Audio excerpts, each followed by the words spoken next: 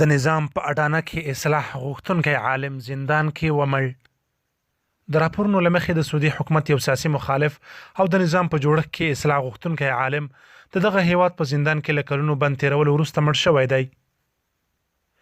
دکتور عبدالله الحامد د سعودي عربستان په شاهي نظام نیوکې کولې او دغه نظام په جوړښت کې د یو لړ اصلاحاتو غوښتونکی و او په همدې جرم د سعودي حکومت په 11 کاله زندان محکوم کړی و.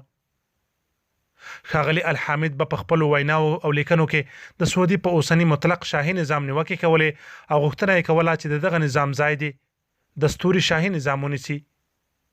چې له مخې به په سعودي عربستان کې د واک ګدۍ د اوسنۍ شاهي کورنۍ په لاس کې وي، خو وزارتونه،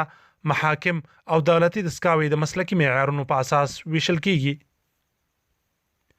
د یادونې وړ ده چې سعودي چارواکو نوموړی د حکومت ضد څرګندونو په جرم 4 ځله زنداني کړی و، چې په دې وروستي ځل په 2014 کال نیول شوی و او نن د جمعې په ورځ د 71 کلونو په عمر زندان کې وفات شو.